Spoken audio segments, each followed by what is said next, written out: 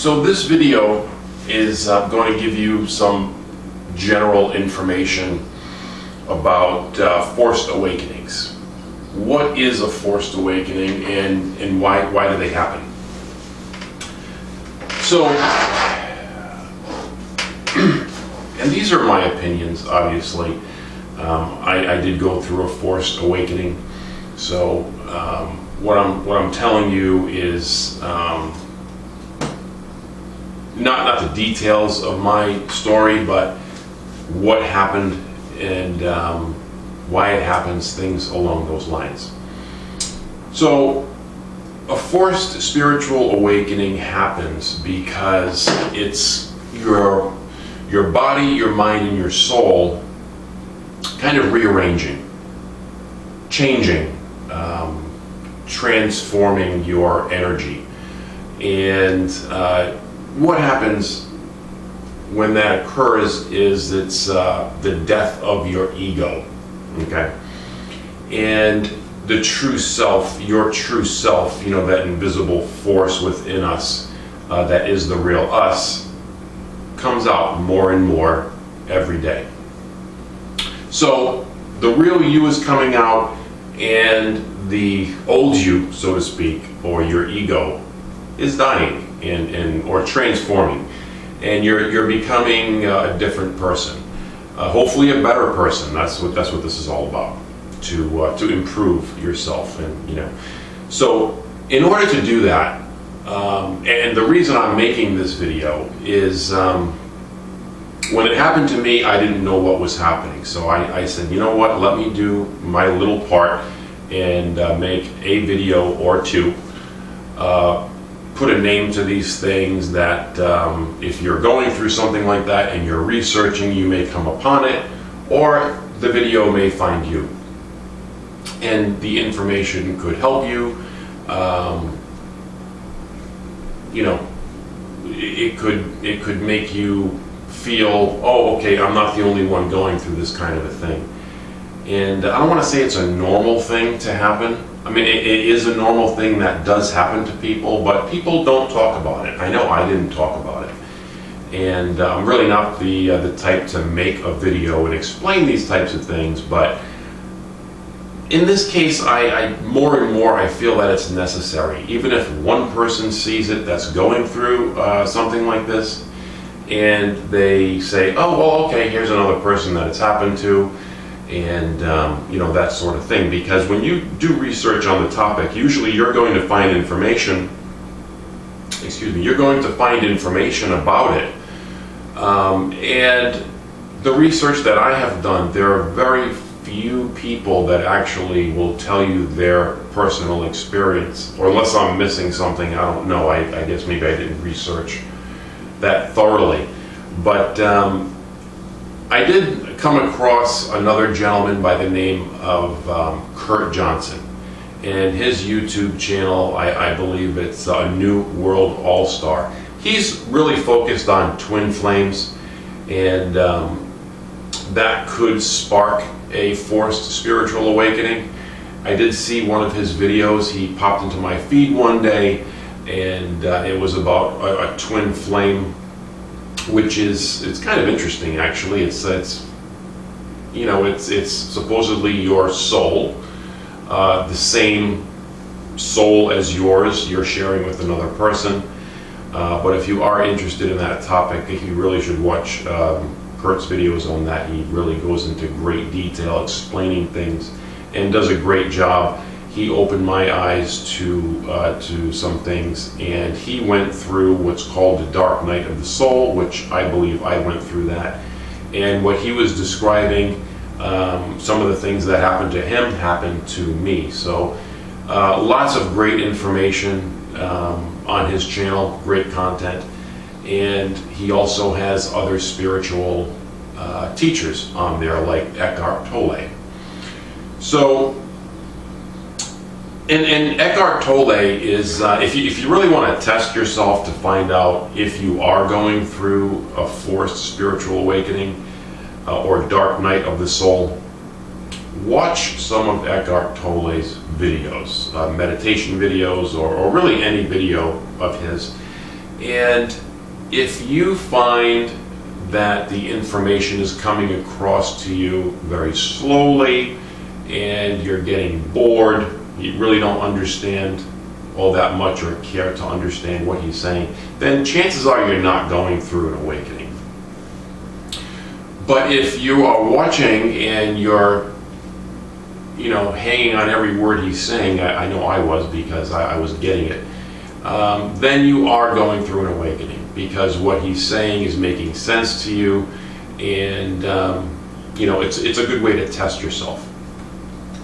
But anyhow, so again, a forced spiritual awakening is your body, mind, and soul changing, transforming, whatever you want to call it, and it's the death of your ego. So you will change and become usually a better person, from this experience, because you learn a lot about yourself, and you realize that the answers that you need are within yourself. You really don't necessarily have to look for answers somewhere else. And I know when it happened to me, I was asking the question, and it happened several times to me, I think because I wasn't getting it. And I would ask myself, why is this happening to me? I'm not spiritual. I didn't ask for this, and I didn't understand why it was happening. So it basically, it just happens. It's really nothing you can do about it. When you're going through something like that, it is going to happen. Whether you want it to happen or don't want it to happen, it will happen. So it's best to have an open mind, be as positive as you can be. That's very important.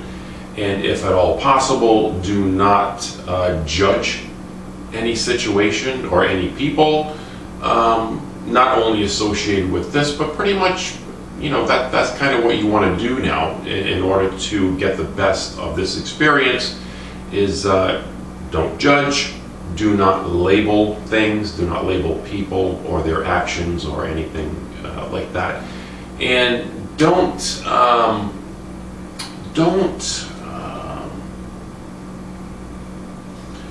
this is a tough one.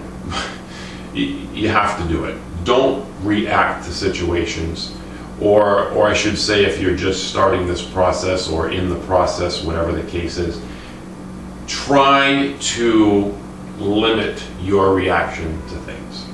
Because when you react to something, it's just a form of fighting with what you're seeing in front of you. And if you've done any research on spiritualism or manifestation, things like that, you know what you see outside of yourself, or what you see unfolding, is really what happens up here and in here.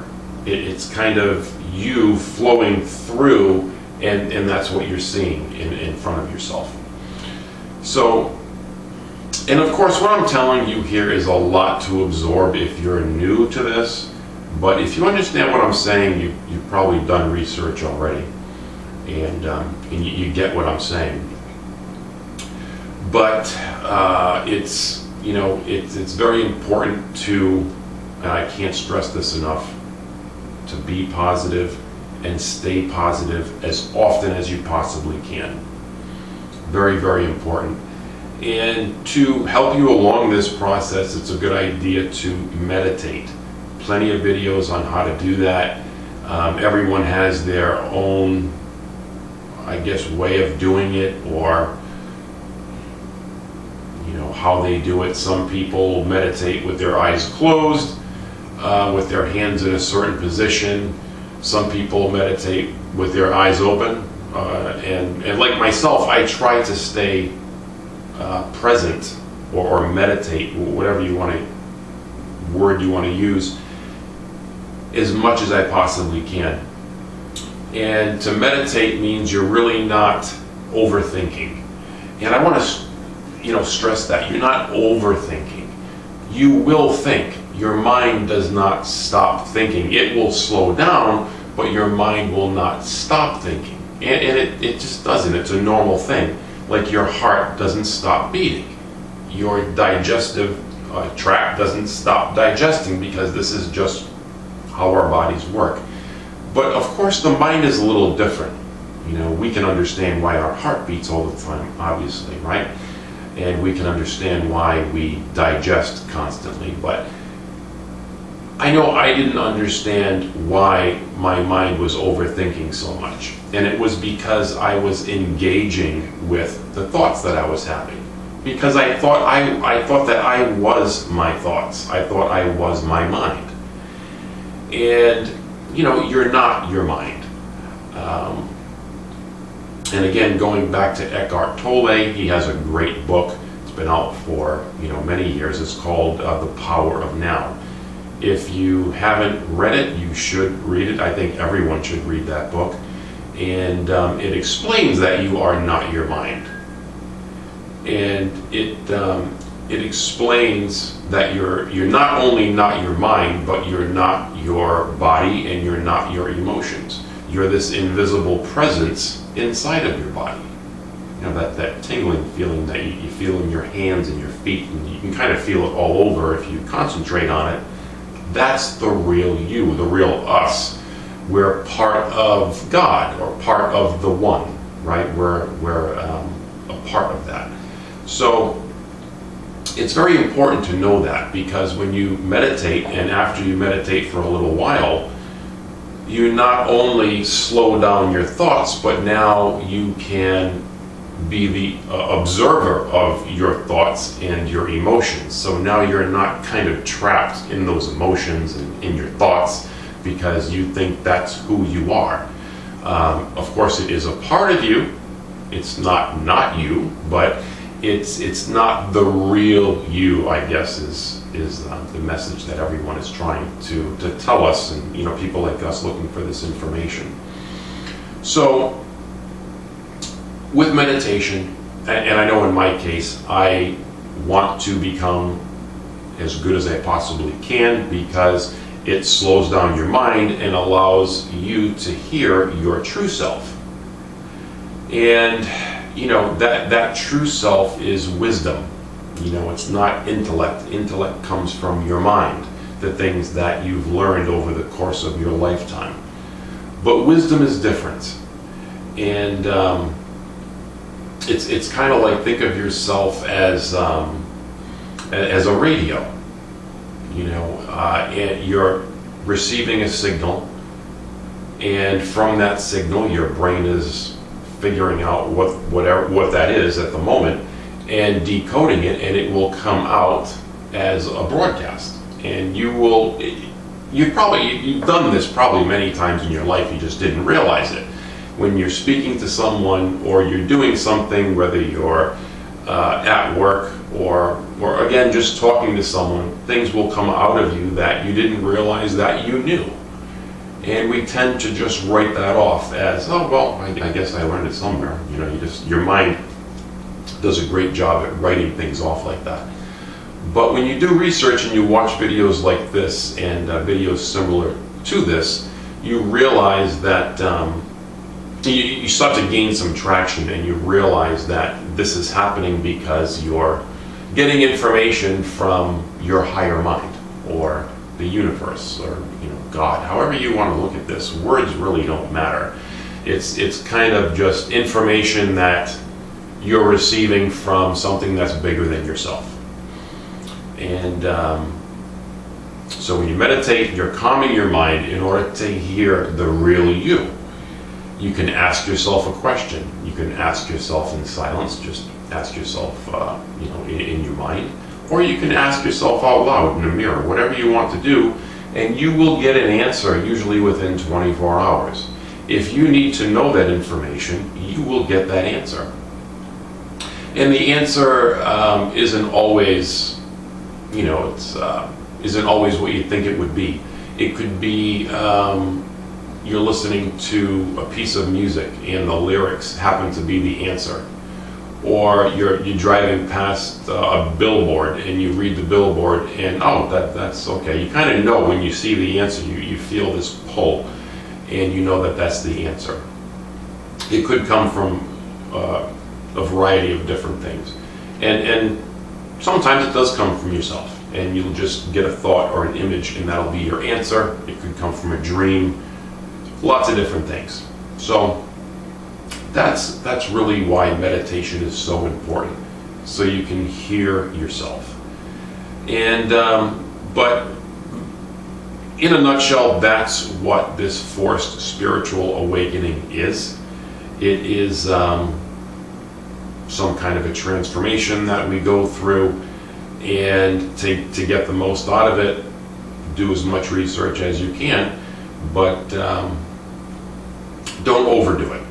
I found with spiritualism, it's not something that you can put in clock time. Like I'm going to meditate for an hour or 3 hours, and then I'm going to watch this video, and I'm going to watch it 20 times, and I'm going to do this other thing here that's going to help me. And you don't become spiritual by doing that. Being spiritual just happens, and you kind of have to just go with the flow. It's not something that you can work at hard and you'll get there before someone else. It's not that. It doesn't work that way. And in fact, it works. This whole process works best if you don't think about it. Don't overthink about it. Just let things happen naturally. Maybe keep a journal so you remember what happened during the course of the day. You received an answer, whatever the case may be, because when you get an answer, or life or the universe is trying to tell you something, you feel that pull. And when you get those answers, you should write them down, because after a while you can kind of connect the dots, and maybe you have something there that you've been looking for. But that's pretty much it. That's really basic on what this awakening is about, when you're not trying to do it. It just happens to you. And again, this happens to lots of people, I'm assuming. And if sometimes people think that they don't know what's going on, so they get scared. And some people actually go to a psychiatrist or a doctor, and they prescribe medication to people, and now they're on medication.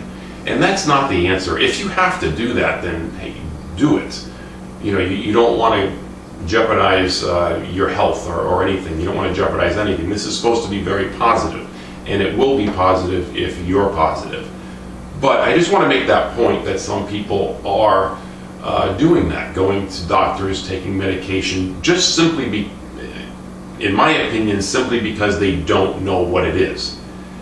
And it can be scary, and it can get real serious. And again, because you don't know what it is, and that's the reason that I'm making this video. If even one person sees it and they learn something from it, and it kind of makes their suffering not so bad, or not to suffer at all, that's the objective.